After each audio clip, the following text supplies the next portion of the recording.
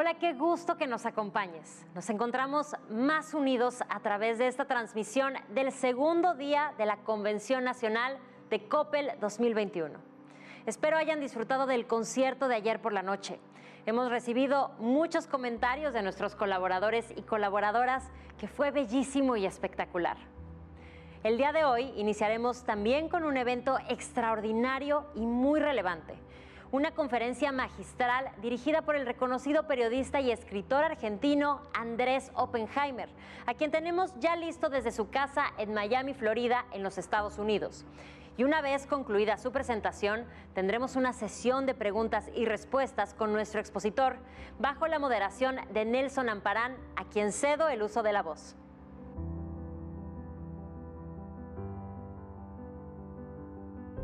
Muchas gracias a Cecilia Galindo y es un gusto saludar a todos y todas en esta Convención Nacional de Coppel 2021. Antes de iniciar formalmente con la conferencia magistral, me permito presentar la trayectoria de nuestro expositor Andrés Oppenheimer. Él ha sido seleccionado por la revista Foreign Policy en español como uno de los 50 intelectuales latinoamericanos más influyentes. Es columnista de Miami Herald, conductor del programa Oppenheimer Presenta por CNN en español y autor de 8 bestsellers. Su columna, El Informe Oppenheimer, es publicada regularmente en más de 50 periódicos, incluidos The Miami Herald de los Estados Unidos, La Nación de Argentina, El Mercurio de Chile, El Comercio de Perú y Reforma de México.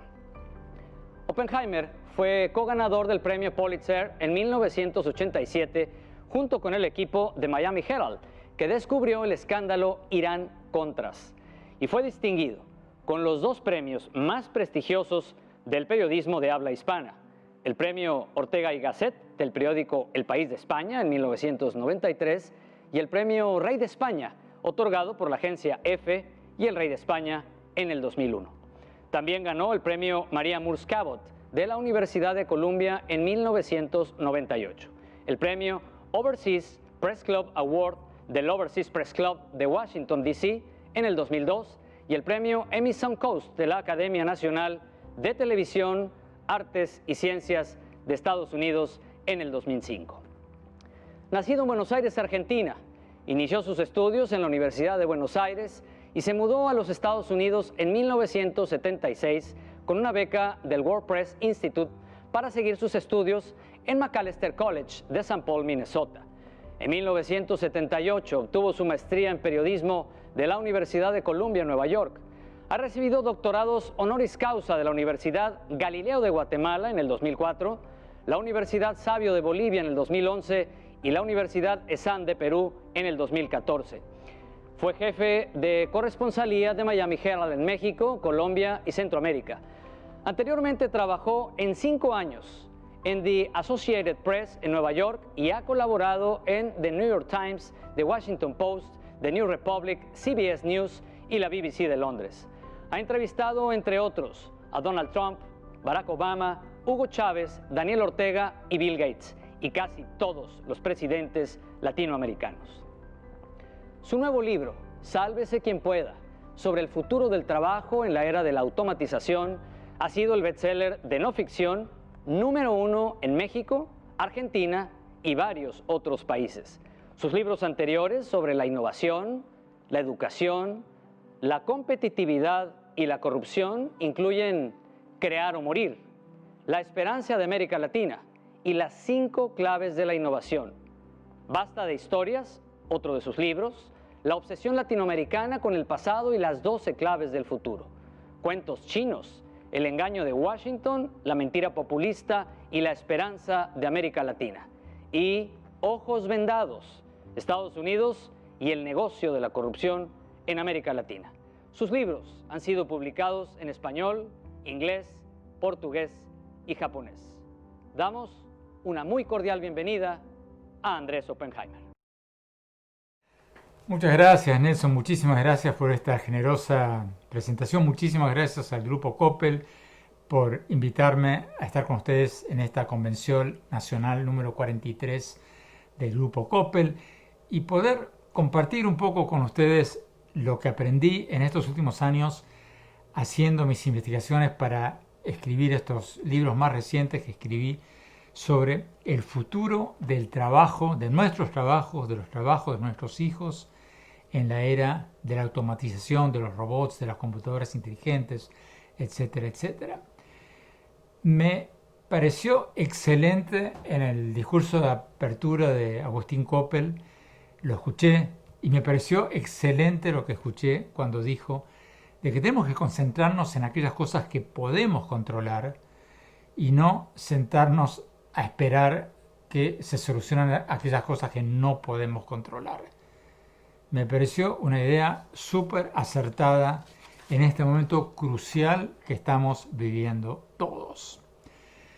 ¿Por qué es un momento crucial? Es un poquito un lugar común decir que estamos en un momento crucial de la humanidad, etcétera, etcétera. Pero la verdad es que este momento es un quiebre histórico como pocos que hemos visto seguramente en nuestras vidas. ¿Por qué? Porque, como lo digo en mi libro más reciente, Sálvese quien pueda, sobre el futuro del trabajo en la era de la automatización y crear o morir, sobre la era de la innovación que se viene, estamos en un mundo en que todo se va a acelerar muchísimo más de lo que veníamos viendo. Si ustedes pensaban que en los últimos 20 años el Internet, las redes sociales, todo eso fue un cambio increíble, bueno, lo que se viene va a ser todavía más acelerado. Entonces, en los últimos 10 años, especialmente en los últimos 5 años para este libro, viajé a Silicon Valley, California, Nueva York, Londres, China, Corea del Sur, Israel, Finlandia, varios otros países, para entrevistar a los máximos gurúes mundiales de muchas industrias y preguntarles qué iba a pasar con nuestros trabajos, los que tenemos hoy, ante esta ola de automatización, de robotización que estamos ya viendo alrededor de nosotros. ¿Y por qué se me ocurrió hacer eso? Porque en el 2013 leí un estudio de la Universidad de Oxford que decía que el 47% de nuestros trabajos, 47%, casi la mitad de nuestros trabajos, van a desaparecer en los próximos 15 años. O sea, en ese momento faltaban 15, en este momento faltarían 10. Y cuando leí ese estudio de la Universidad de Oxford, mi primera reacción fue pensar, caramba, me parece un poco exagerado. Sí, claro, se van a perder algunos trabajos, pero la mitad de nuestros trabajos van a desaparecer en los próximos 10 años. Al principio me pareció un poco exagerado, pero después empecé a mirar mi propia vida, mi propia profesión, lo que está pasando en mi propia industria, el periodismo. Y dije, wow, es cierto.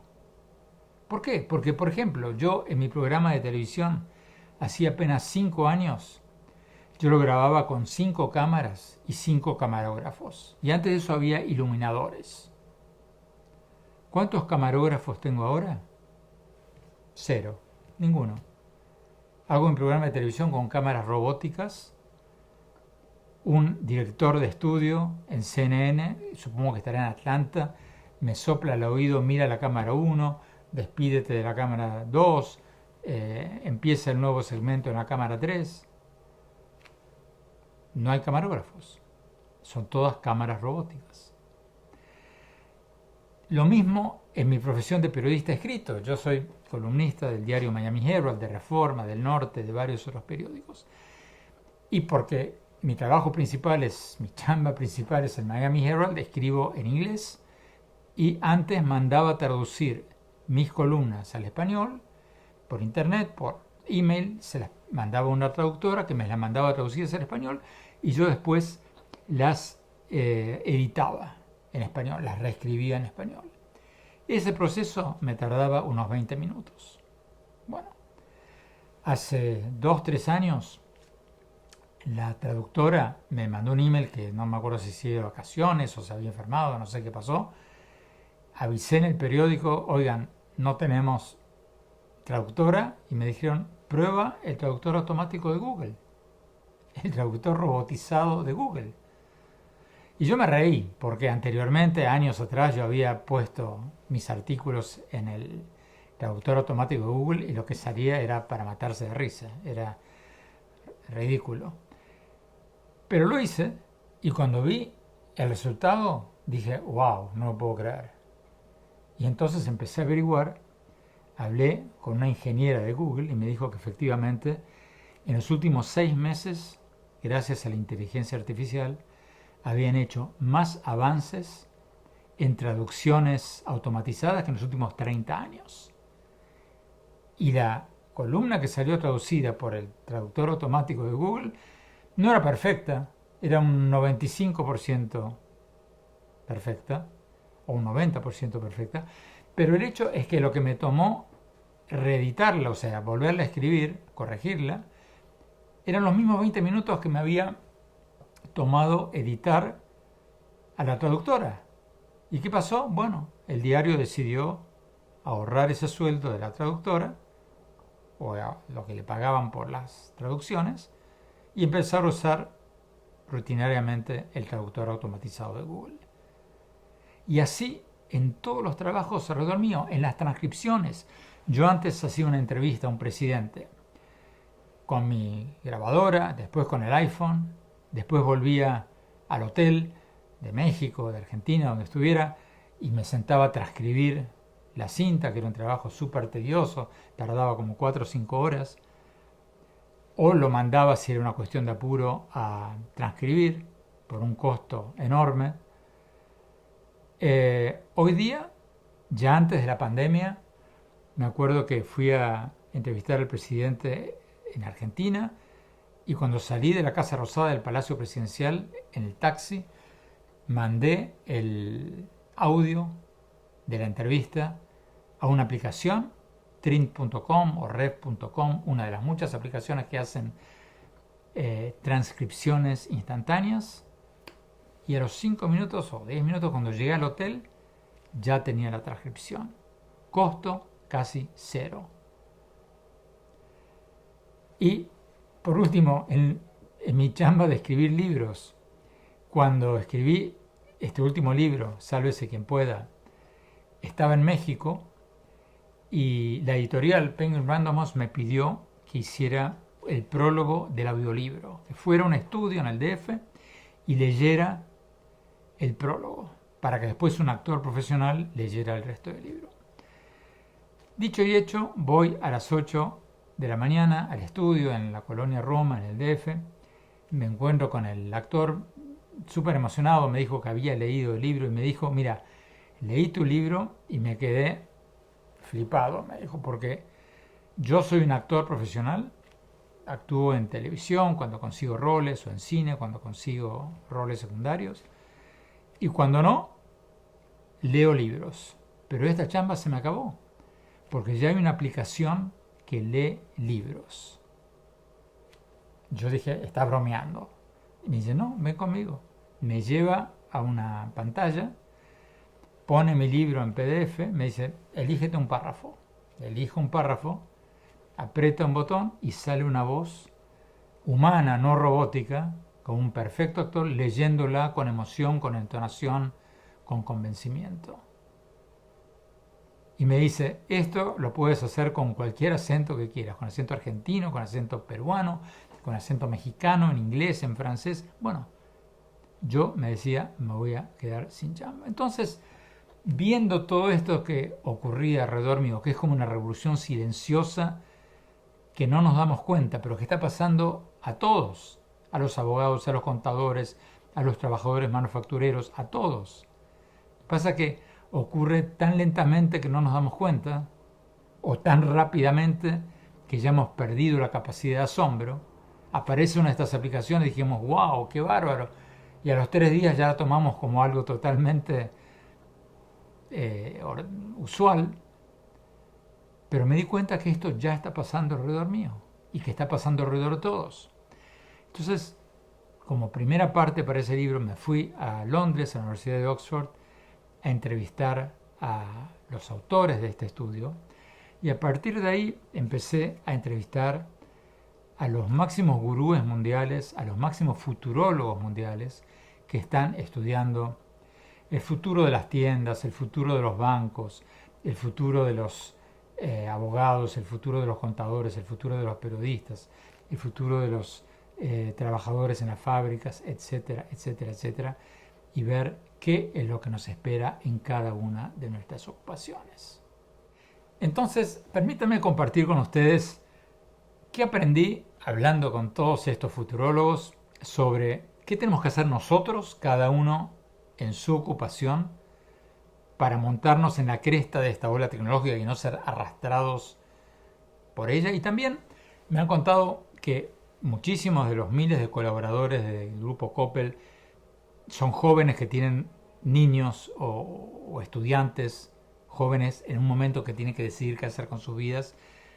Y quiero tomar unos minutos también después, más tarde, para comentarles qué les aconsejaría yo a ustedes aconsejarle a sus hijos. Empecemos un poco por lo que aprendí investigando, haciendo mis investigaciones para este libro. Como les decía, fui a todos estos países y la verdad es que fue uno de los libros, quizás el libro más divertido, por lo menos para mí, para escribir. Porque me encontré con situaciones, increíbles, asustantes por un lado, pero esperanzadoras por el otro, pero en todo caso me dieron la oportunidad de vivir experiencias increíbles. Por ejemplo, para escribir el capítulo sobre el futuro de los hoteles, fui a Japón al primer hotel manejado enteramente por robots. Un hotel totalmente manejado por robots. Cuando entré, llegué ahí a las 10 de la noche. Es un hotel que está cerca de Disney World. En Tokio tienen un Disney World en las afueras de Tokio. Entonces, los conserjes del hotel, que son robots dinosaurios. Hay 3 robots dinosaurios con los gorritos de conserjes sentados en la mesa de atención del hotel. Y me recibe uno de estos dinosaurios robóticos y me hace una reverencia, el mejor estilo japonés, y me dice: bienvenido a nuestro hotel. Y le digo, me pregunta en qué idioma, tiene una tableta adelante, y me dice en qué idioma quiere que le hable. Le digo inglés. Me dice: bienvenido al hotel. Me dice: por favor, su pasaporte. Ok, le doy mi pasaporte. Me dice: por favor, ponga su pasaporte en esta máquina frente a usted, y con las garras, con las uñas largas de dinosaurio, me indica una maquinita ahí, ponga el pasaporte ahí, lo pongo, hace la fotocopia. Entonces me dice: por favor, su tarjeta de crédito. Entonces saco mi tarjeta de crédito y con la uña de dinosaurio me dice: por favor, póngala en esta máquina. Entonces la pongo en la máquina. Entonces me dice: por favor, retire la llave de su habitación en esta otra máquina. Entonces hay otra computadora, una especie con una ranura, saco la llave. Todo era robótico. Entonces, para bromear o para divertirme o para probarlo, le digo al robot, cuando ya me había registrado, ya había terminado todo el trámite, le digo: oye, ¿y tú cómo te llamas? Y el robot como que se quedó frisado. Y yo le dije: no, en serio, ¿cómo te llamas? Y se quedó totalmente frisado, empezó a hacer movimientos raros con las garras, con las manos. Y le pregunté una tercera vez, y a la tercera vez ya empezó a gruñir y a hacer todo tipo de sonidos. Obviamente se había vuelto loco y me dice: espera un momento, por favor, va a venir una asistente a atenderlo. Y sale por una puertita de atrás, un asistente, me hace una reverencia, el típico estilo japonés, y me dice: perdónenos, estos robots empezaron a trabajar hace 3 semanas recién, son muy nuevos, están programados para contestar todas estas preguntas en japonés, pero todavía no en inglés. Pero ya dele 2-3 semanas y ya van a poder contestar todo esto en inglés. Entonces, aprovechando esto, le digo: bueno, cuénteme un poco, ¿cuántos humanos hay en este hotel? Eran como las 9:30, 10 de la noche. Y me dice: no, 2. Yo soy el asistente y está el manager. ¿Y cuántas habitaciones tiene el hotel? 100. A la mañana, por supuesto, había más humanos porque el personal de limpieza eran humanos todavía. Pero a partir del mediodía eran todos robots. Y entonces me puse a pensar cómo van a ser los hoteles convencionales para competir con los hoteles robotizados. Y eso no es algo que va a pasar en 20, 30 años. Eso ya está pasando en algunos países y va a pasar cada vez más. Para escribir el capítulo sobre el futuro de los restaurantes, fui a varias cadenas de restaurantes en Tokio donde todo está automatizado. Los mozos son, o sea, no hay camareros. El chef es un robot con brazos robóticos que hace el sushi con una mano, pone el arroz y con la otra pone el sushi, pone los pescaditos, pone lo que sea. Entonces, tú entras, te recibe un robotcito, un robot, y te pregunta, ¿cuántos son? Nosotros éramos 4, yo iba con mi mujer y una pareja de amigos, y nos dice, vayan a la mesa 34. Vamos a la mesa 34, hay una tableta con el menú, me dice, por favor, pon tu tarjeta, pongo mi tarjeta de crédito, y aparece el menú. Entonces, alrededor de las mesas, por las mesas pasa una cinta giratoria, como la de los aeropuertos, pero que en lugar de traer maletas, trae la comida. Entonces uno pide en la tableta lo que uno quiere, apretamos la orden, y al rato vino en la cinta corrediza una bandeja con arriba un número 34, entonces uno lo saca, come y ya.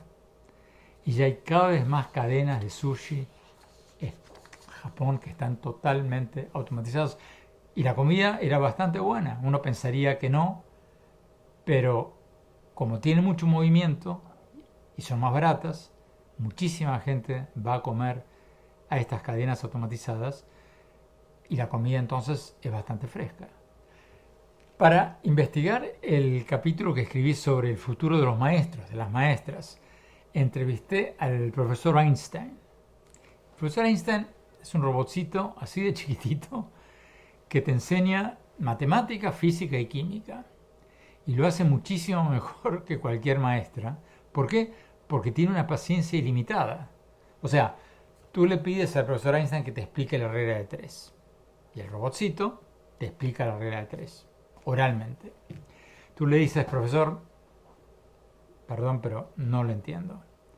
Entonces, con una tableta te la explica gráficamente. Tú dices, perdón, todavía no lo entiendo, te lo explica con música, con bailes, con lo que sea. Un robotcito como estos tiene 20 formas de enseñarle a los niños las cosas. Y tiene toda la paciencia del mundo. No tiene, una hora determinada que irse a su casa. Entonces puede enseñar muchísimo más y mejor ciertas cosas que un profesor humano. Entonces, ¿cuál es el futuro de los maestros? Y ahora me voy acercando cada vez más a hablar del futuro de las tiendas, y el futuro de los bancos, y el futuro de algunas cosas más cercanas a todos ustedes. Los maestros no van a dejar de existir, por supuesto que no, al contrario, pero no van a hacer lo que hacían antes. ¿Por qué? Porque es ridículo que en la era del Internet, donde cualquier niña, cualquier niño puede ir al buscador de Google y preguntar quién descubrió América o en qué año o quién descubrió la imprenta, es ridículo que una maestra esté frente a un pizarrón enseñándole a los niños quién descubrió América, en qué año o quién descubrió la imprenta. Cualquier niño o cualquier niña puede aprenderlo muchísimo mejor con música, con videitos, con juegos, con todo, con un robotcito o con un video o en el buscador de Google. Ahora, como decía recién, ¿significa eso que se van a acabar los maestros? Por supuesto que no. Pero los maestros van a hacer algo totalmente diferente a lo que hacían antes. Ya no van a impartir conocimientos, porque eso los robots, el buscador de Google lo pueden hacer mucho mejor. Lo que van a hacer ahora cada vez más es ayudarle a los niños, a las niñas a encontrar su vocación, es enseñarles valores morales y éticos, es enseñarles a trabajar en equipo, es todo aquello que los humanos podemos hacer mucho mejor que los robots. O sea, van a ser coaches, van a ser asistentes, van a ser guías, pero no van a ser impartidores de conocimientos. Y eso va a ser muy importante, porque no hay nada más importante de un maestro o una maestra que ayudarles a los niños, a las niñas a encontrar su vocación, que el impartirles valores morales y éticos, que el enseñarles a trabajar en equipo y tantas otras cosas que todavía los hombres, las mujeres podemos hacer mejor que las máquinas. Para ver qué va a pasar con las fábricas, que esto ya es un tema más cercano a México, fui a Corea del Sur y fui a varias fábricas que están ya casi totalmente automatizadas. Fui a una fábrica donde había 20 personas, 20 trabajadores humanos y 200 robots industriales. Una fábrica automotriz. Y el chiste que escuché allí, que es el mismo chiste que después escuché en Silicon Valley, es que la fábrica del futuro va a tener solo 2 empleados. Solo 2. Un hombre o una mujer y un perro. Un hombre y un perro. El hombre va a estar ahí para darle de comer al perro. Y el perro va a estar ahí para evitar que el hombre toque los robots. Van a ser totalmente robotizadas. Porque los robots son cada vez más baratos, trabajan 24 horas por día, no piden vacaciones, no piden aumento de sueldo, no se sindicalizan. O sea, es un movimiento inexorable de las fábricas que están usando cada vez más robots. Ahora voy a volver a eso. Pero antes, pasemos a 2 temas que les van a interesar más a ustedes. Los bancos y las tiendas. Para investigar el capítulo que escribí sobre el futuro de los bancos, cité, entre otros, al presidente de un gran banco inglés que decía que dentro de 5 años van a desaparecer la mitad de las sucursales bancarias. ¿Por qué? Por el motivo obvio, porque ya todos estamos haciendo la mayor parte de nuestras transacciones bancarias por el telefonito o de la computadora de casa. Entonces, sí, todavía uno va al banco para abrir una cuenta, pero después, para pedir un préstamo quizás, pero rarísimo, cada vez menos. Entonces, por un lado, la gente tiene cada vez menos necesidad de ir a un banco, o una sucursal de un banco, y por otro lado, están naciendo bancos virtuales, como Betterment.com o tantos otros, que hacen el trabajo de un banco cobrándole muchísimo menos al cliente. Betterment.com, por ejemplo, un banco virtual, no tiene que pagar alquileres de sucursales en los centros de las ciudades, ahorra en oficinas, ahorra en 20 cosas. Entonces, una cuenta de ahorros que un banco normal de cemento, un banco físico en Estados Unidos, cobra a sus clientes 1% anual por manejar los ahorros, estos bancos virtuales le cobran solo un 0.20%, porque no tienen todos esos gastos. Y ellos aseguran, y algunos dicen que es así, que sus algoritmos son tan buenos o mejores que los pronósticos financieros o los consejos de los bancos tradicionales. Lo mismo con los préstamos. Ya hay cada vez más aplicaciones que están bypaseando los bancos. Hasta Facebook se está por meter en el mundo bancario. Entonces, todo esto está cambiando rapidísimamente. Ahora, ¿significa esto que se van a acabar los banqueros? No, lo mismo que con los maestros y las maestras. Los banqueros no van a desaparecer, pero van a cambiar. Ya no van a ser quienes le digan a uno, invierte en esto, invierte en lo otro, porque las máquinas lo pueden hacer mucho mejor.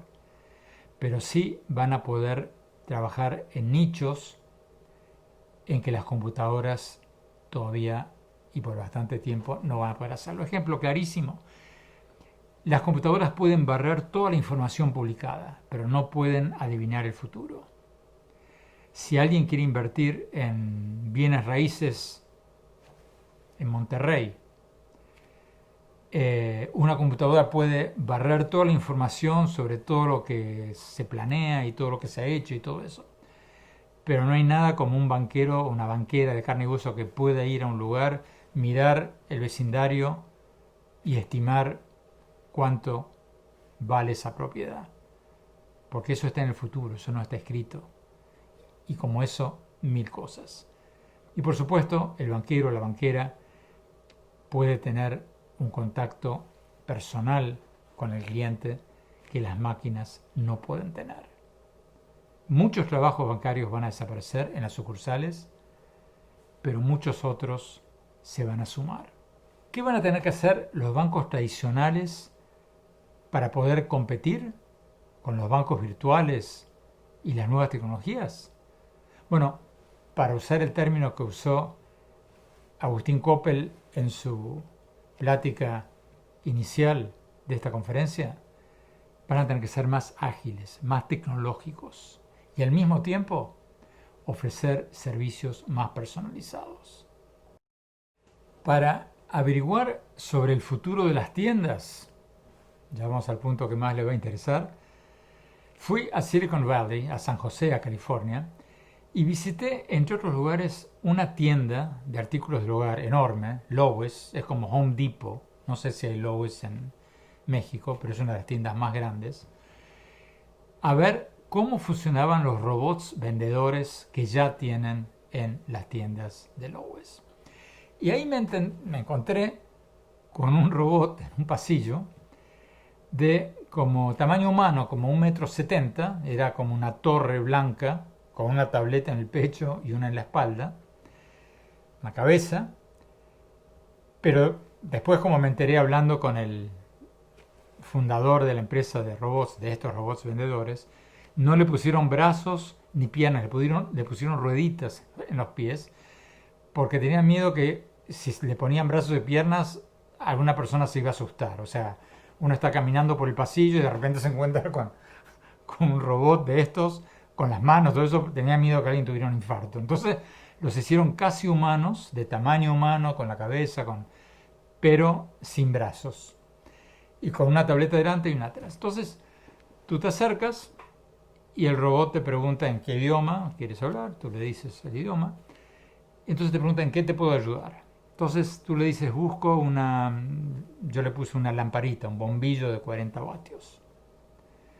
Entonces me pone todas las opciones, 40 vatios de esta marca, de esta otra, yo le marco de esta, como si estuviera en la computadora en mi casa. Y el robot me dice, ¿quieres que te lleve? Le dije, sí. Entonces se dio media vuelta en sus ruedas y me llevó al lugar donde estaban los bombillos que yo estaba buscando. Y me preguntó, ¿algo más se te ofrece? O sea, lo mismo que un vendedor, que una vendedora normal. Pero, como decía recién, los robots son cada vez más baratos. Trabajan 3 turnos seguidos, no se toman vacaciones, etcétera, etcétera, etcétera. Entonces, hablando después con el dueño, el gerente de la tienda, le pregunté cuál había sido la reacción de los vendedores, de las vendedoras. ¿No habían perdido sus trabajos por estos robots? Y me dijeron que no, porque estos robots, no sé si me dijo la verdad, pero la mayoría me dijeron no, porque estos robots hacen 2 trabajos muy tediosos, que son, primero, el de vender, como decía recién, estar constantemente llevando a la gente de un lugar a otro, cosa que puede hacer un niño de 5 años, o también de noche, a las 2 de la mañana, recorren los pasillos de la tienda y hacen el inventario. O sea, antes iba un empleado o una empleada con una libretita y decía faltan 5 tornillos acá, faltan 5 destornilladores acá, faltan 4 pinzas acá, etcétera, etcétera.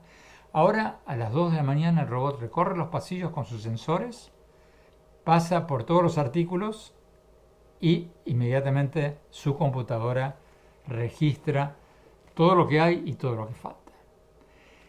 ¿Y qué pasa con los vendedores? Las vendedoras, bueno, según me decía el gerente de la tienda, muchos de ellos, la mayoría, están felices. ¿Por qué? Porque hacen trabajos que para ellos son mucho más satisfactorios.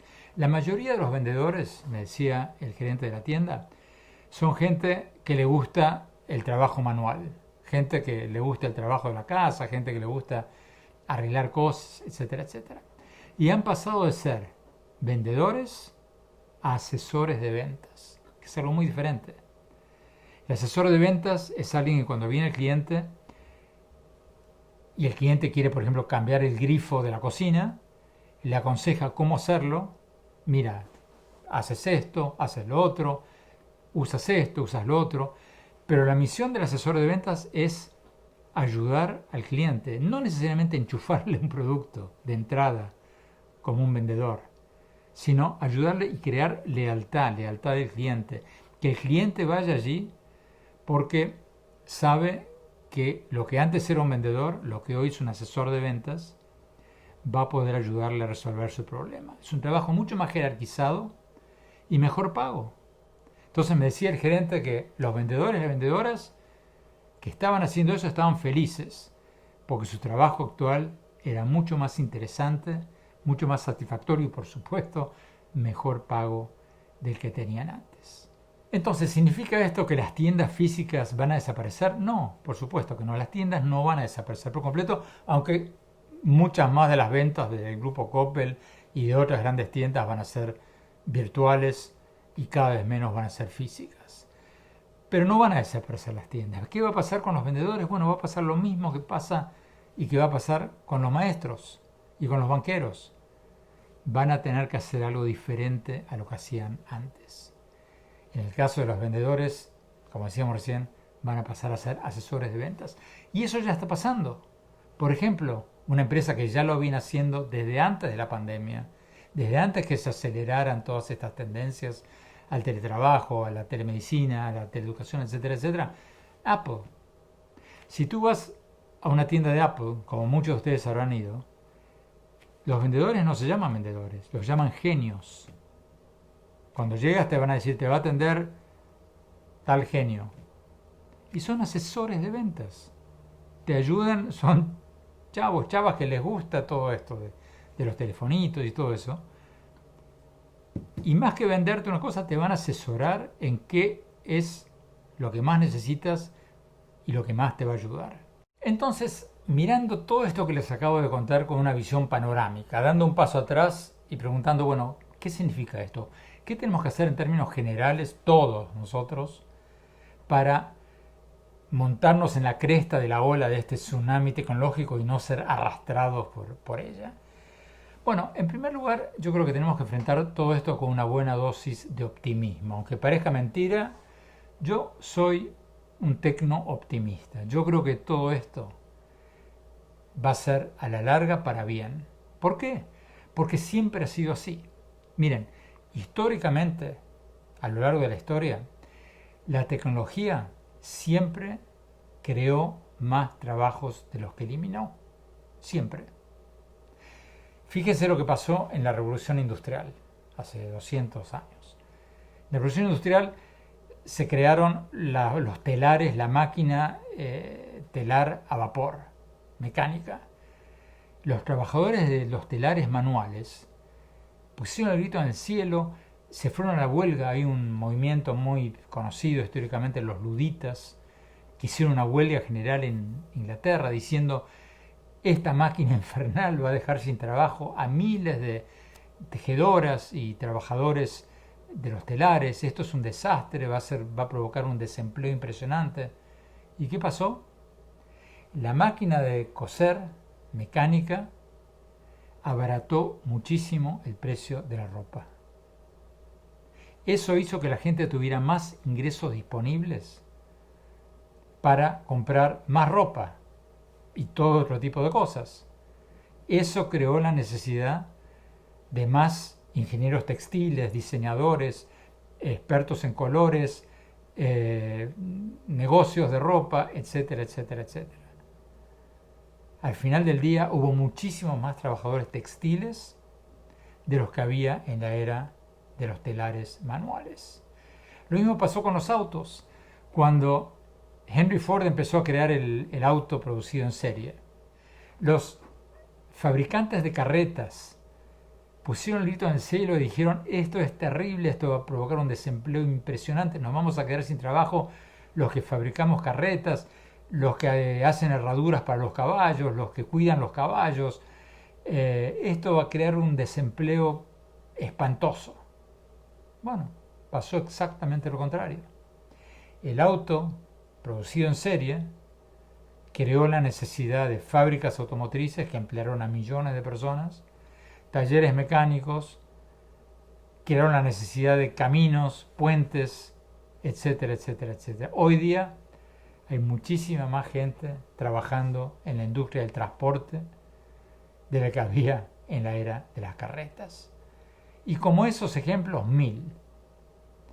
Entonces, a la larga, la tecnología siempre va a crear más trabajo de los que aniquila. El tema es a corto plazo.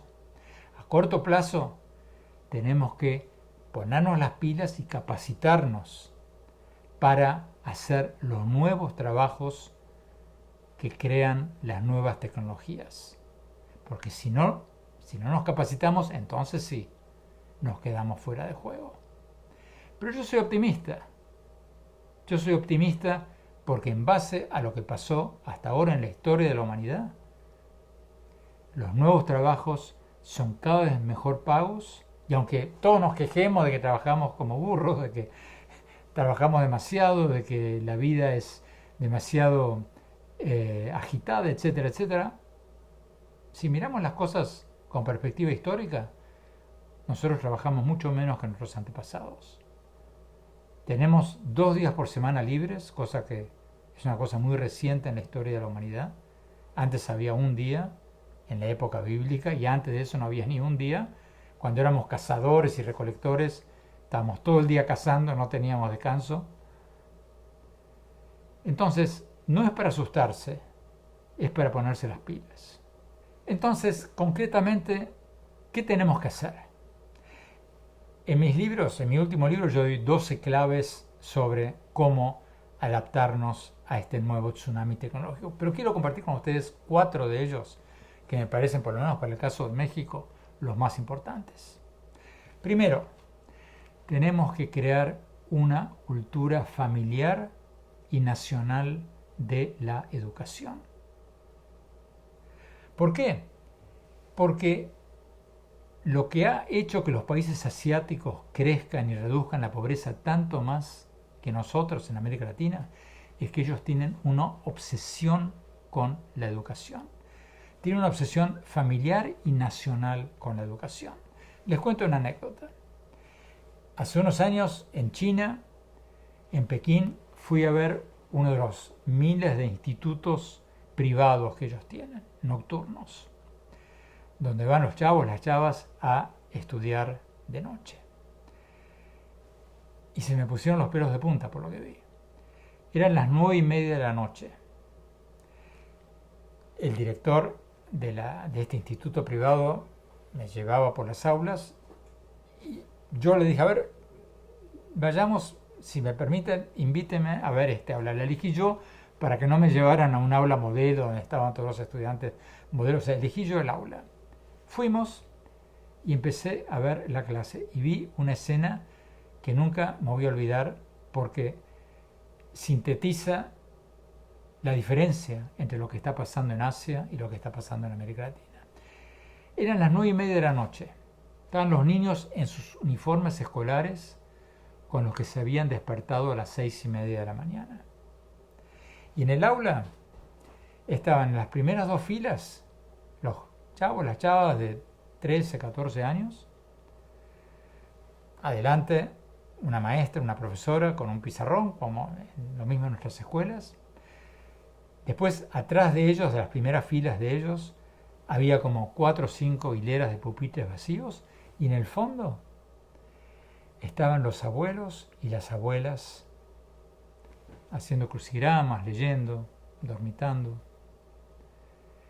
Y cuando me cayó el 20 de lo que estaba pasando, como les decía recién, se me pusieron los pelos de punta, porque ¿qué es lo que me decía esa escena, esa imagen que vi? Con estos ojos, no me la contaron.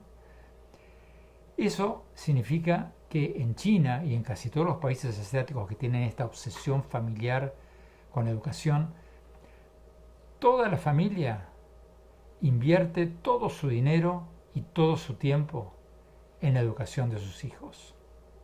Y efectivamente, cuando entrevisté a uno de los jóvenes que estaban en primera fila y le pregunté que me describa un día típico de su vida, me contaba que él se levantaba a las 6:30, su papá lo llevaba a la escuela, estudiaba hasta las 3:30, a las 3:30 o a las 4 tenía estudios dirigidos, a las 4:30, no me acuerdo, a las 5 lo buscaba su abuelito, merendaban y a las 6:30 hasta las 10 de la noche los traía a este instituto privado a estudiar matemáticas.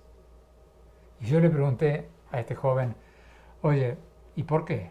¿Te está yendo mal en la escuela? Y me decía, no, me va muy bien, soy uno de los mejores en mi clase, pero quiero sacarme las mejores calificaciones para poder entrar en la mejor prepa, para poder después entrar en la mejor universidad. Entonces, en China, donde la mayoría de las familias tienen un solo hijo, tú tienes una estructura familiar que es un triángulo invertido. 2 padres, 4 abuelos, todos invirtiendo todo su tiempo, todo su dinero en la educación de sus hijos. Estoy proponiendo que en México, en Argentina, en América Latina, nos pasemos de las 6:30 de la mañana hasta las 11 de la noche nuestros niños estudiando. No estoy proponiendo eso. Pero sí estoy proponiendo que le pongamos muchísimo más tiempo y esfuerzo a la educación de nuestros hijos, de que creemos una cultura, una obsesión familiar y nacional con la educación de calidad, porque ese es el mejor pasaporte para la prosperidad de las familias y de los países. Segundo, tenemos que crear una cultura familiar, empresarial y nacional de la creatividad, de la innovación. Porque los países que más avanzan son los países más innovadores. Nosotros en América Latina seguimos, en muchos casos, como hace 200 años o 500 años, exportando materias primas. Y hoy día el trabajo mental vale cada vez más y el trabajo manual y las materias primas valen cada vez menos. O sea, una empresa como Google vale más que el Producto Bruto hoy de muchos países latinoamericanos. Y eso de que el trabajo mental vale cada vez más y el trabajo manual vale cada vez menos, lo vemos todos los días. En uno de mis libros yo cito el caso de una taza de café. Una taza de café de Michoacán o de Costa Rica o de Colombia, donde sea, que uno compra en un Starbucks en Estados Unidos. Vale $3, digamos. ¿Qué porcentaje de esos $3 de una taza de café creen ustedes que va al productor de café, al que sacó el café de la mata, al empresario y al trabajador que sacaron el café de la mata en Michoacán, en Colombia, en Costa Rica, donde sea? ¿Cuánto creen? 3%.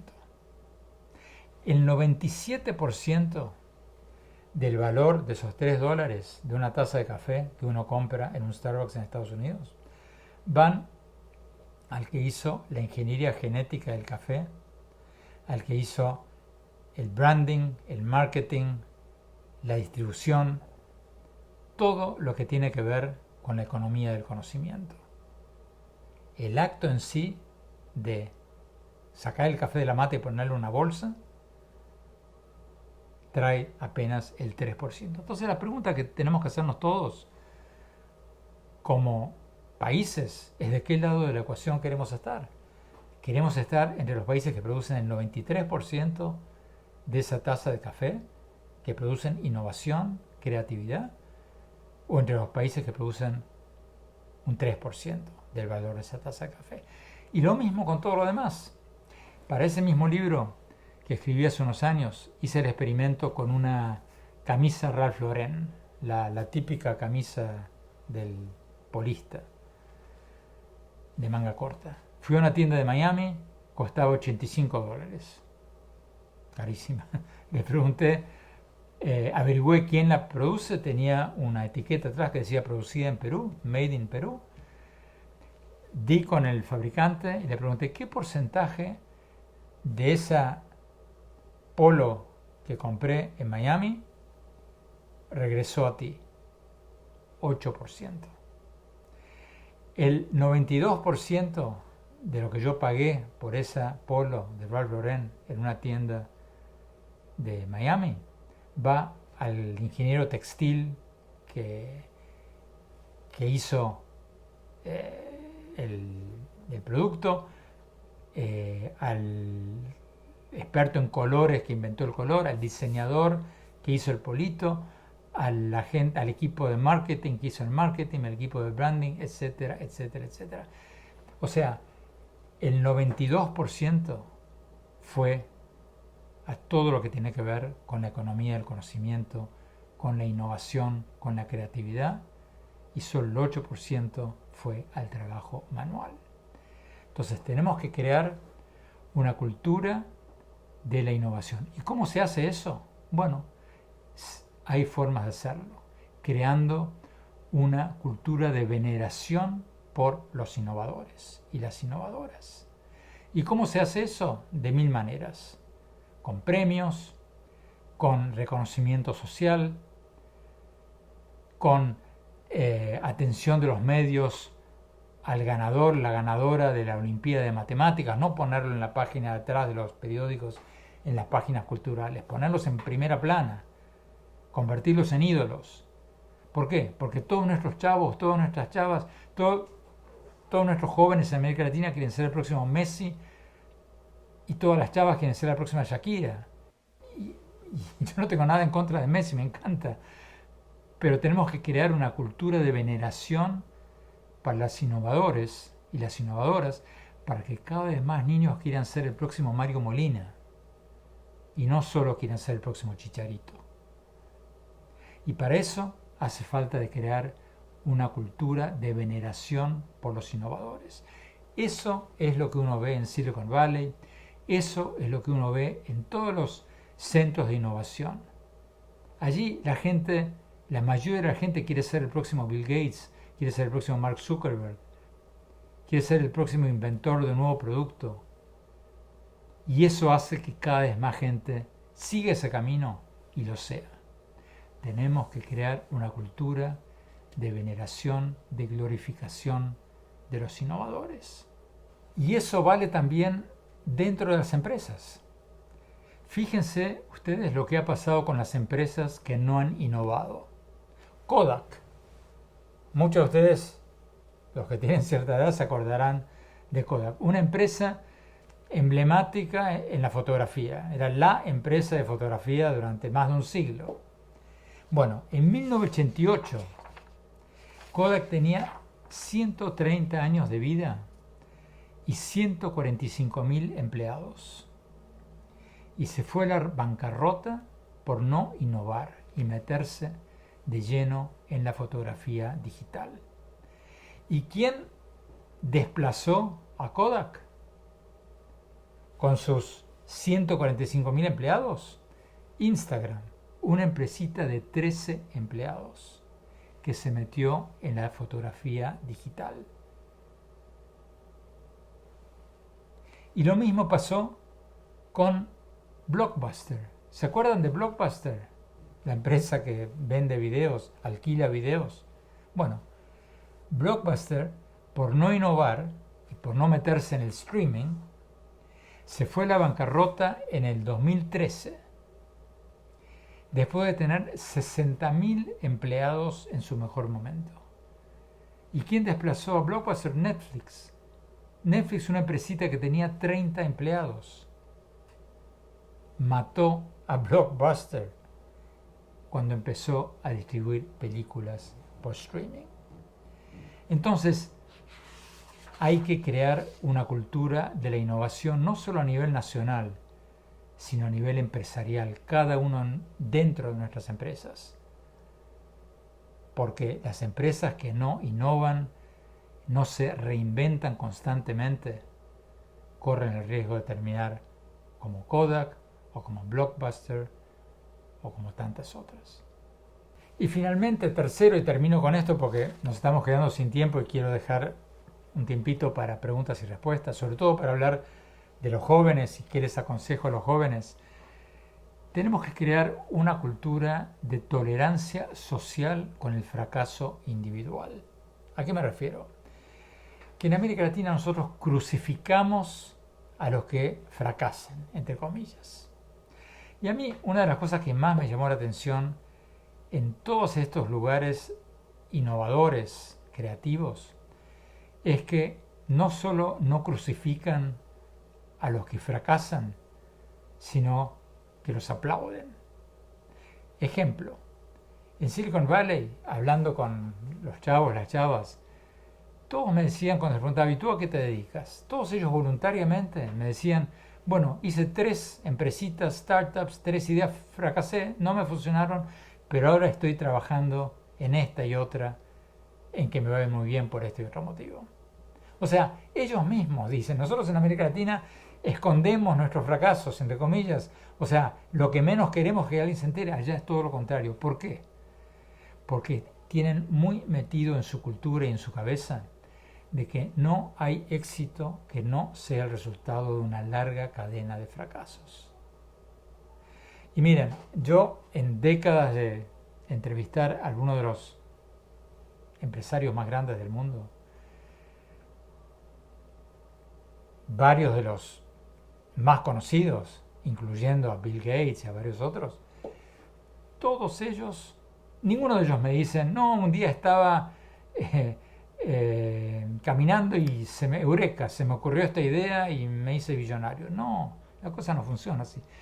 Todos ellos, menos uno, Donald Trump, que muchos ven como un mentiroso compulsivo que dice que es multimillonario y todo eso, pero muchos ponen en duda que él dice que él nunca fracasó, me dijo eso, pero fracasó 50 veces. Todos ellos me dijeron que no hay éxito que no venga de una larga cadena de fracasos, en el caso de ellos. Y me puse a estudiar un poco el tema y encontré 1000 ejemplos históricos donde ese es el caso. Fíjense uno o dos. Thomas Alva Edison, el que inventó las lamparitas, el bombillo, hizo 1000 experimentos que fracasaron antes de empezar a producir las lamparitas en serie. Los hermanos Wright, los pioneros de la aviación comercial, 36 intentos fallidos antes de hacer su primer vuelo exitoso. El avión despegaba, levantaba vuelo 2 metros, ¡boom!, se caía. 36 veces. Estrellaron 36 aviones antes de lograr levantar su primer vuelo.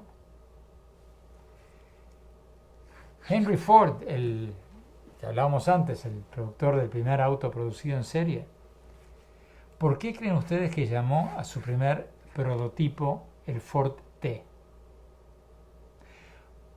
Porque hizo 19 intentos antes. Hizo el Ford A, el B, el C, el D, el E, el F. Todos fracasaron hasta que llegó al T. Entonces, no hay éxito que no sea el resultado de una cultura, de una larga cadena de fracasos. Y tenemos que crear esa cultura de tolerancia social al fracaso individual para que la gente se anime, para que la gente le pierda el miedo al fracaso, intente y siga creando y siga inventando. Bueno, nos quedamos ya sin tiempo. Quiero dejar unos minutos para preguntas y respuestas. Simplemente para terminar, para cerrar, yo sé que todo esto que les dije parece terriblemente asustante, terrorífico, pero no es para deprimirse.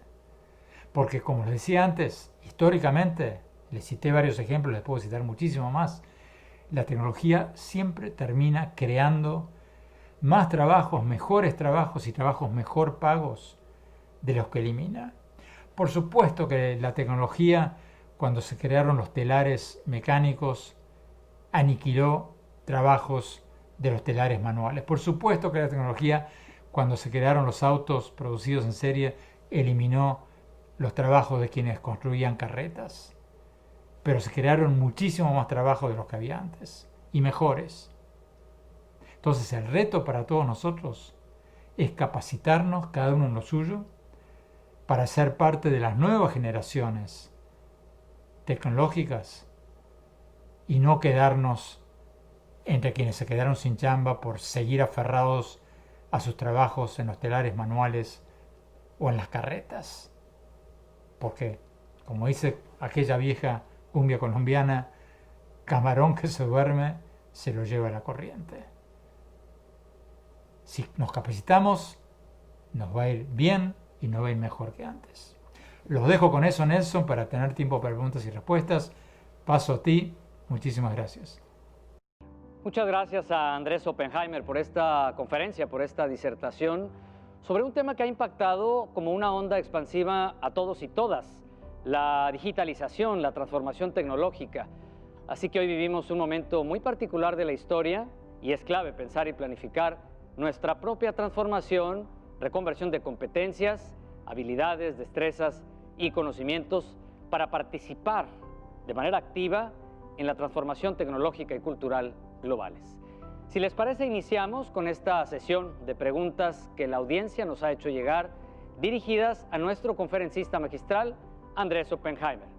La primera pregunta es, ¿qué opina del enfoque del actual gobierno mexicano con respecto a la fuerza laboral, en la que parecería que apuesta por un retroceso en temas tecnológicos y educativos, en donde particularmente la educación pública parece que seguirá secuestrada por los sindicatos? Wow, empezaron con una suave. No me quiero imaginar las que vienen después. Bueno, ¿qué me parece? Me parece terrible. O sea, me excuso con quienes piensan diferente. Yo sé que el presidente López Obrador es bastante popular en México, tiene más de un 60% de popularidad, pero tengo que ser sincero y decir lo que pienso. Pienso que es terrible lo que está haciendo, sobre todo en materia educativa.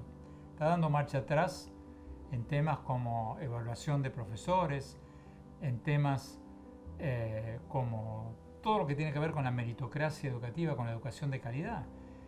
Creo que el presidente podrá tener algunas cosas que hace bien, pero en esto que es lo central, es lo más importante para México, porque repito, estamos en la era de la economía del conocimiento, donde el trabajo mental vale cada vez más y el trabajo manual cada vez menos.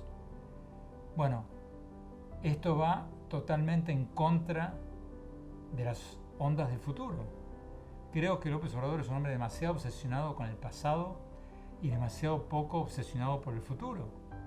Está hablando de recuperar el penacho de Moctezuma, de exigirle a los españoles que pidan perdón por los abusos de la conquista hace 500 años. O sea, está ocupando su tiempo con esas... Sí, o sea, no quiero ponerles un adjetivo, pero nimiedades al lado de la importancia de los temas del futuro, como mejorar la calidad educativa, la evaluación de los docentes, para tener una clase trabajadora cada vez más capacitada para competir con el resto del mundo. O sea, está hablando del petróleo que se está muriendo todo el mundo. Los sauditas están apostándole a salirse del petróleo. Todos los países del Medio Oriente están saliéndose del petróleo porque todos los países europeos, Estados Unidos, y sobre todo ahora con Joe Biden, con el nuevo presidente de Estados Unidos, van a incentivar cada vez más los autos eléctricos y menos los autos con combustible fósil. O sea, es un hombre que está mirando Y cuando habla el presidente de México, habla frente a las figuras que él venera, a Benito Juárez, a Francisco Madero, a Lázaro Cárdenas. Bueno, no importa si son figuras que merecen ser consideradas heroicas o no. Independientemente de eso, lo cierto es que Benito Juárez se murió, como lo digo en uno de mis libros, antes de que se inventara el teléfono. Madero se murió antes del primer vuelo transatlántico. Lázaro Cárdenas se murió antes del internet. O sea, tenían grandes méritos, pero vivían en otro mundo. Yo creo que México está bien que recuerde a sus héroes del pasado, pero tiene que enfocarse en el futuro. Y lamentablemente el presidente López Obrador, sé que voy contra la corriente de lo que opinan muchos de quienes me están mirando, pero tengo que decir lo que pienso, porque yo cuando voy a Asia, que son países que han reducido la pobreza muchísimo más que en América Latina, y esto no tiene que ver con política, porque son desde China comunista hasta todos los países capitalistas de Asia, todos han reducido más la pobreza con esa cultura familiar y nacional de la calidad educativa. Es todo lo contrario de lo que está haciendo México. Entonces, López Obrador, repito, sé que a muchos de ustedes les gusta, pero le está haciendo un enorme daño a México al no apostar por la calidad educativa y, lo que es peor, dando marcha atrás en temas como la evaluación de maestros, porque si no hay buenos maestros, no va a haber estudiantes capacitados. Hay una pregunta que se ha repetido por varios de nuestros colaboradores y colaboradoras, y es: ¿cuál sería su recomendación para que nuestros hijos estén mejor preparados en este proceso de automatización del trabajo? ¿Cuáles serían las carreras del futuro? Bueno, Nelson, me alegro que me preguntes eso porque quería hablar de eso en mi plática y me quedé sin tiempo. Yo menciono cuando entrevisté a todos los gurúes de todas estas ocupaciones, les pregunté exactamente eso. Y todos, unos más, unos menos, me citaron las mismas carreras del futuro. Primero, todo lo que tenga que ver con la salud. ¿Por qué? Porque vivimos cada vez más. O sea, en la antigüedad la gente vivía 30, 40 años, ahora vivimos 70, 80 años, más con suerte. Entonces, todo lo que tiene que ver con la salud, no solo los médicos, las enfermeras, los quiroprácticos, los profesores de yoga, los instructores de meditación, los profesores de zumba, o sea, vivimos cada vez más y, aunque parezca mentira, tenemos más tiempo libre que nuestros antepasados. Entonces, eso habla de la necesidad cada vez mayor de todo lo que tenga que ver con la salud y el bienestar, y esos trabajos, muchos de ellos difícilmente los pueden hacer los robots porque requieren empatía, calor humano, y todo eso lo hacemos los humanos mejor que los robots. Otro área de crecimiento, todo lo que tenga que ver con la exploración y el análisis de datos. O sea, los datos son el petróleo del siglo XXI. Cada vez más empresas grandes y pequeñas necesitan datos de sus clientes y de sus no clientes para atraer nuevos clientes y retener a los que tienen. Entonces, cada vez más hasta las pequeñas empresas, hasta los restaurantes van a tener que tener su analista de datos para ver quiénes van, con los datos de su tarjeta de crédito, mandarles ver qué platos les gustan. Cuando tengan cumpleaños, mandarles un email diciendo: mira, te ofrecemos estos fideos que tanto te gustan para que hagas una fiesta con una oferta especial para tus amigos, etcétera, etcétera. O sea, cada vez más las empresas grandes y pequeñas van a tener que ir en busca de sus clientes y van a necesitar más analistas de datos. Otros que cito en mi libro, de los muchos más que cito, todo lo que tenga que ver con seguridad de Internet, policía digitales, a medida que cada vez más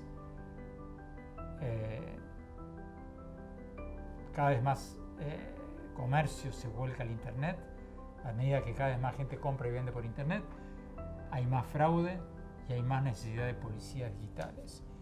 Otro campo, todo lo que tenga que ver con asesores de ventas, lo que hablábamos antes, los que antes eran los vendedores, las vendedoras. Todo lo que tenga que ver con los profesores y los maestros, también lo que hablábamos antes, no los profesores a la antigüita, los que instruyen, los que imparten conocimientos, no. Los nuevos profesores, las nuevas profesoras son los que van a ayudar a los jóvenes a encontrar su vocación, a impartir valores éticos y morales, a enseñarles a trabajar en equipo, etcétera, etcétera. Todo lo que tenga que ver con creadores y diseñadores de contenidos.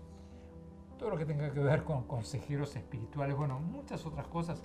En el libro cito como 20 áreas de los trabajos del futuro. Pero, aunque hay que hacerle caso a estas listas, creo que lo más importante es ver si nuestros hijos tienen una vocación. Porque si tienen una vocación, yo siempre les aconsejo que la sigan, porque alguien con una vocación va a hacer su trabajo con mucho más energía, con mucho más ganas, con mucho más placer, va a trabajar mucho más y mejor que si se mete a estudiar una de estas cosas sin tener una vocación para hacerlo.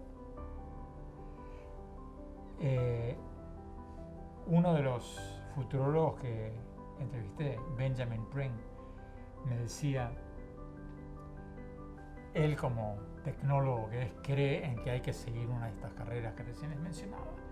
Y él me decía que él le dice a los jóvenes cuando le piden consejo, busca las olas del futuro, elige una y surféala. A mí no me convence mucho su explicación. Yo le hice una pequeña variante. Yo digo, ok, elige, mira cuáles son las olas del futuro, las que recién mencioné y otras. Elige una que te gusta dentro de ellas y surféala. Pero la clave es que te guste. Entonces, si yo tengo un hijo, una hija que es un loco por la música, y yo sé que hay muchos músicos muriéndose de hambre, pero veo que el chavo quiere estudiar música, quiere ir a la mejor escuela de música, se queda hasta las 5 de la mañana componiendo música, bueno, ese chavo, esa chava, ese hijo, esa hija tiene mucho más chances de que le vaya bien siendo músico que lo forcemos a ser analista de datos y termine no siéndolo. Entonces, si un niño tiene una vocación, hay que apostarle a esa vocación. Si no tiene una vocación clara y nadie pudo ayudarlo a encontrarla, ok, elijamos una de esas olas del futuro. Esa sería mi recomendación. Una pregunta que también hemos recibido repetidamente es, ¿qué recomendaciones nos hace a los padres de pequeños en edad preescolar, en un contexto en que la educación formal no está promoviendo el desarrollo de competencias que demanda el futuro que les tocará vivir? Bueno, yo creo mucho en crear una cultura familiar de la educación, como la que vi en Asia. En Estados Unidos, muchas familias de inmigrantes lo tienen. Los inmigrantes, por naturaleza, se enfrentan a mayores desafíos y muchas veces crean culturas familiares de la educación. Pero yo creo mucho en eso. Yo creo mucho, si me permiten tildarlo así, en el lavado de cerebro de los niños. Mi hijo, por ejemplo, quería ser basquetbolista. Era muy bueno jugando al básquet. La verdad que en la escuela no era malo, era bueno, pero no estaba entre los mejores. Quería ser jugador de básquet. Y yo le dije, ok, no te dé la estatura, pero nunca se sabe. Pero desde muy pequeño le lavamos el cerebro de que estudie algo al margen de si llega a ser basquetbolista o no. No llegó a ser basquetbolista, hoy día es un abogado muy exitoso que trabaja en una de las principales firmas de abogados de Estados Unidos, pero creo que es muy importante haber creado esa cultura familiar de educación, meterle en la cabeza a los niños, hacerles el lavado de cerebro desde muy niños, de que, mira, estudiar no te garantiza nada. Tú puedes estudiar y terminar no encontrando la chamba en el trabajo que estás buscando. No te garantiza que vas a lograr trabajar en aquello que quieres trabajar, pero te da muchísimas más posibilidades que no estudiar. Entonces, no es una garantía, pero es una enorme ayuda, un enorme trampolín que te da muchísimas más posibilidades de ganar mejor en esa o en otra ocupación. Entonces, mi recomendación a todos los padres, a todas las madres, es crear desde muy pequeños una cultura familiar de obsesión por la educación, por la lectura, por la cultura, por la educación y por meterles en la cabeza algo que está requete probado, que cuanto más estudian, más chances van a tener de progresar. Repito, no van a tener garantías, pero van a tener muchas más chances. Una cuarta pregunta para Andrés Oppenheimer es, ante la sistematización de procesos a través de equipos, celulares, tabletas en casa y en el ámbito laboral, cada vez más tenemos la información, los datos y las noticias en un tiempo récord, a un solo clic. Como sociedad tenemos un apetito voraz porque todo esto sea cada vez más rápido. Cada vez se deja de tener un contacto social y la tendencia es continuar con esta sistematización y robotización de procesos en sustitución de la mano de obra. Este cambio generacional, dejar de hablar cara a cara y relacionarse con los demás e interactuar más con un software. ¿Cómo se vislumbra que estos cambios afectarán el proceso cognitivo, el conocimiento? Bueno, estos cambios obviamente afectan el proceso cognitivo. En Inglaterra se dieron cuenta que las redes sociales producen tanta soledad que han creado un ministerio de la soledad para ayudar a la gente que no esté tan sola. Incluso le dan a la gente compañías, o sea, compañeros para que salgan a hacer caminar a los ancianos, etcétera, etcétera. O sea, es un problema, pero para mí el problema mucho mayor no es ese. Para mí el problema mucho mayor es el uso de estas tecnologías y las redes sociales en especial para esparcir noticias falsas. Lo estamos viendo ahora en la pandemia, terrible. Todos estos videitos que nos mandan, que un profesor en Inglaterra o en España, un presunto médico, dice que no hay que ponerse las vacunas. Bueno, ni hablar de las noticias falsas políticas, de que Trump ganó las elecciones de Estados Unidos, etcétera, etcétera. O sea, cosas patentemente falsas. Entonces yo le digo a todos mis amigos, mis amigas que me manden esos videitos, no me manden videitos que no vengan de una fuente creíble, porque el 90 y pico % de las cosas que circulan por internet son basura, desinformación.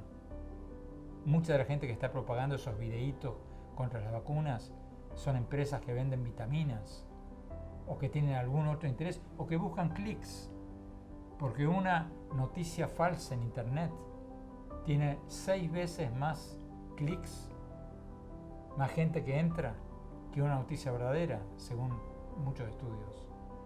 Entonces, cuanto más clics tienes en tu sitio de internet, más avisadores tienes. Entonces, se ha creado toda una industria paralela de noticias falsas que le está causando muchísimo daño al mundo y que nos hace correr el riesgo de perder la noción de lo que está bien, de lo que está mal, de lo que está probado y de lo que es mentira, y eso pone en riesgo la democracia y pone en riesgo todos nuestros sistemas de valores. Entonces yo creo, y he hecho muchos programas de televisión sobre eso, apoyo mucho todos estos movimientos que se están creando para exigir a las empresas tecnológicas, a Facebook, a Twitter, a Google, de que eliminen las noticias patentemente falsas, y al mismo tiempo recomiendo a todos no retuitear, no pasar por WhatsApp videitos de un médico de allí que dice otra cosa. No, o sea, busquen fuentes creíbles. Una empresa periodística tiene su credibilidad en juego, no se va a arriesgar a decir una cosa patentemente falsa, difícilmente lo haga. Y si lo hace, si se equivoca, como muchas veces nos equivocamos los periodistas, lo van a rectificar al minuto. Pero cuidado con esas noticias falsas. Yo creo que ese es el gran problema, la gran amenaza al mundo. Esta ola de noticias falsas que se ha propagado gracias a estas nuevas tecnologías y que en el caso de la pandemia está haciendo que circulen todos estos videitos de que no nos vacunemos y todas esas boberías y tanta gente se las crea. Ese es el peligro. Una inquietud por parte de la audiencia es el tema económico relacionado con la pandemia de COVID-19. La pregunta es, considerando el entorno económico actual, los efectos que todavía tendrá la pandemia del COVID-19 y los últimos avances en inteligencia artificial y machine learning, ¿qué tipo de cambios podríamos esperar en el próximo lustro para las industrias de comercio al detalle, de retail y de servicios financieros? ¿Y qué están haciendo otras empresas de retail en este sentido? Bueno, todo lo que mencioné antes, todo lo que mencioné en mi plática. Los vendedores que se van a convertir en asesores de ventas, los banqueros que se van a transformar en asesores personales muy diferentes a los de hoy, y muchas otras, bueno, una más que no mencioné por falta de tiempo. Cada vez más las tiendas se van a convertir en lugares, centros de atracción. Por ejemplo, cada vez más de las grandes tiendas en Estados Unidos están produciendo, creando pistas de esquí artificiales, tanques de buceo. O sea, van a ser lugares de atracción para que la gente vaya, y van a tener cada vez más lugares de esparcimiento como parques de diversiones, y cada vez menos negocios y cada vez menos tiendas. Y las tiendas van a ser showrooms, porque cada vez más tú vas a ir, sí, vas a ver para ver esta chaqueta y tocarla, a ver si te gusta y si te gusta el color, pero estos lugares no van a tener todo lugar, todo un depósito para guardar esta chaqueta en todas las medidas, en todos los colores. Tú vas a verlo si te gusta, te lo vas a probar y después si te gusta lo vas a pedir por internet. Pero en términos generales se van a transformar enormemente las tiendas, pero más o menos en los lineamientos de los que le hablaba en las pláticas. ¿Cómo se debe preparar el sistema educativo en México para continuar con este sistema, con esta metodología o modalidad virtual? Bueno, a ver, les cuento una anécdota. Hace años escribí un libro sobre la educación. Fue a Finlandia. Finlandia aparece en casi todos los rankings como el país con los mejores índices de calidad educativa. Los estudiantes de 15 años en el test PISA de matemáticas, ciencias y comprensión de lenguaje ganan a todos los demás países.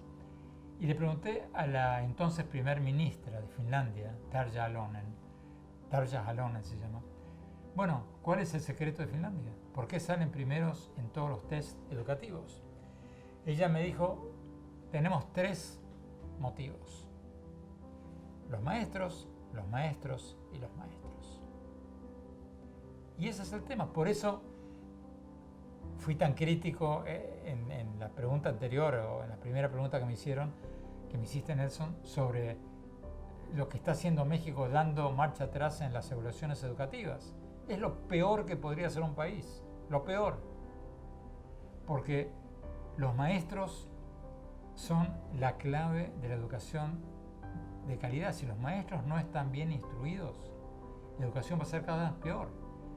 Y un maestro, así como un maestro bueno, incentiva y ayuda a miles de estudiantes a lo largo de su carrera, un maestro mala, una maestra mala, le arruina la educación y el futuro laboral a miles de estudiantes.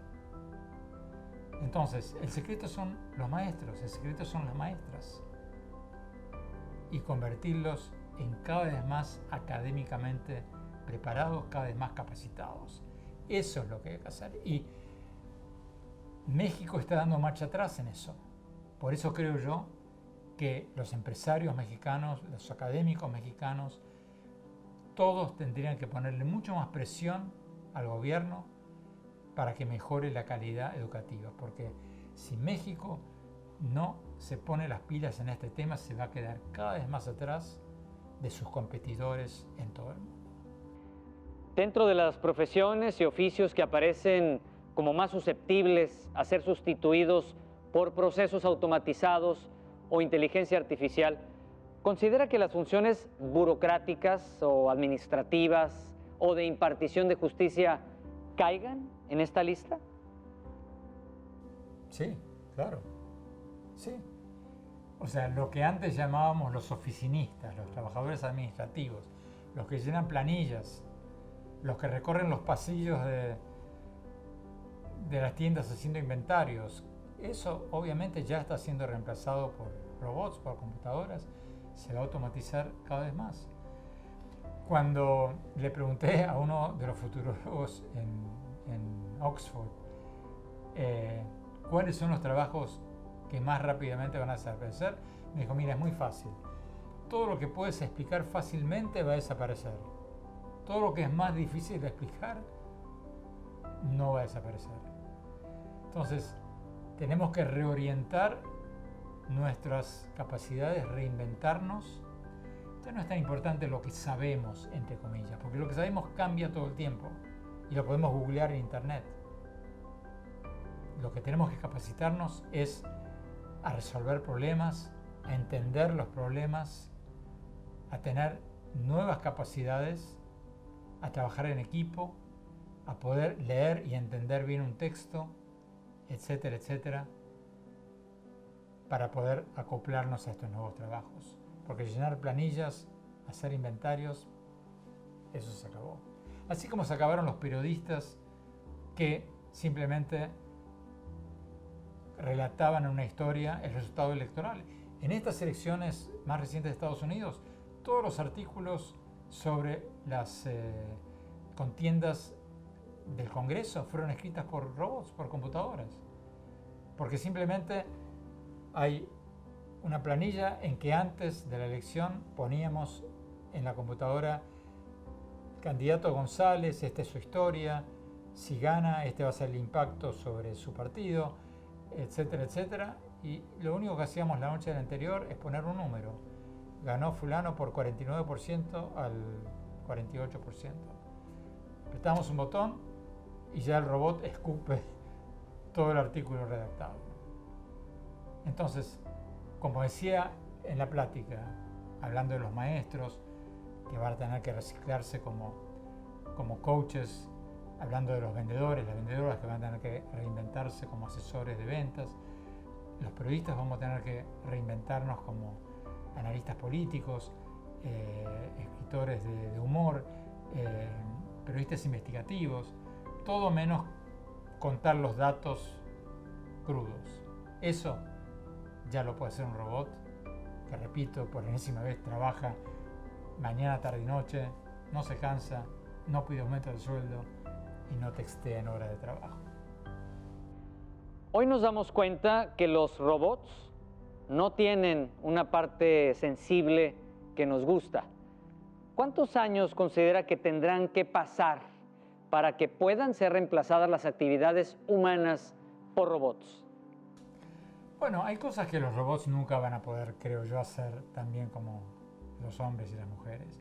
Todo lo que tenga que ver con empatía va a ser muy difícil. O sea, yo dudo mucho que un sacerdote pueda ser reemplazado por un robot. Alguien que nos ponga la mano en el hombro y nos diga, calma. El ejemplo más clásico es el de los médicos. las médicas. El diagnóstico que hacen los médicos hoy lo puede hacer una supercomputadora mucho mejor que un médico. ¿Por qué? Porque un médico te receta una pastilla en base a su experiencia. Un médico veterano de 50, 60 años, 70 años tuvo 30.000 pacientes, sabe que al 90% le fue bien con esta pastilla, entonces te receta esa pastilla. Pero una supercomputadora no tiene una experiencia de 30.000 pacientes, tiene una memoria acumulada de 300 millones de pacientes. Entonces, su receta basada en que al 99% le fue bien con esta pastilla, con este medicamento, está mucho más fundamentada y es mucho mejor que la receta que puede haberte dado ese médico. Pero lo que la computadora no puede hacer es tomarte la mano y decirte, mira, tranquilo, no te fijes, no te asustes, esto lo vamos a solucionar así y así. En otras palabras, el toque humano, el médico va a ayudar al paciente a interpretar lo que dice la computadora y le va a dar un toque humano que no va a ser sustituido por un robot. Entonces, hay muchas cosas, sobre todo en las profesiones que enumeré antes, que requieren una cierta empatía, que los humanos, los hombres, las mujeres, vamos a seguir haciendo, creo yo, por mucho tiempo. Una pregunta más es, ¿qué nos recomendaría hacer en los puestos que para nosotros son estratégicos, pero que claramente se ven que en el futuro desaparecerá? Bueno, 3 cosas. Capacitación, capacitación y capacitación. No hay otra. Mira, Nelson, un ejemplo. Hace un año más o menos, el Sindicato de Trabajadores de Hoteles en Las Vegas amenazó con irse a la huelga por los robots. Porque los hoteles de Las Vegas, los casinos, habían empezado antes de la pandemia, obviamente, a entregar sus desayunos. Bueno, no tan obviamente, porque ahora con la pandemia lo van a hacer más que antes.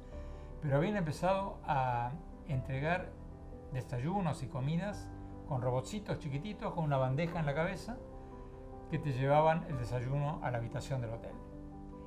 Entonces, los trabajadores del Sindicato de Trabajadores Hoteleros de Las Vegas amenazaron con irse a la huelga. Entrevisté a la lideresa sindical de los trabajadores y le dije, oye, ¿ustedes no están luchando contra lo imposible? O sea, ¿quién va a parar a los hoteles? ¿Quién va a parar la automatización? ¿Cómo van a ustedes evitar que los hoteles usen cada vez más robots que son cada vez más baratos y trabajan 24 por día, etcétera, etcétera? Le dije, es como si los trabajadores de correo hace 20 o 30 años se hubieran ido a la huelga por el nacimiento del Internet. Es imparable, no lo van a poder parar. Entonces, ¿contra qué están peleando ustedes? Y yo estaba esperando que ella me lo negara, etcétera, pero no, me dijo algo muy inteligente. Me dijo, mira, nosotros no estamos luchando contra los robots. No estamos exigiendo de que los hoteles dejen de usar robots, no. Lo único que estamos pidiendo es que los hoteles nos den entrenamiento para capacitar a aquellos trabajadores que llevaban el desayuno a las habitaciones para que tengan mejores trabajos.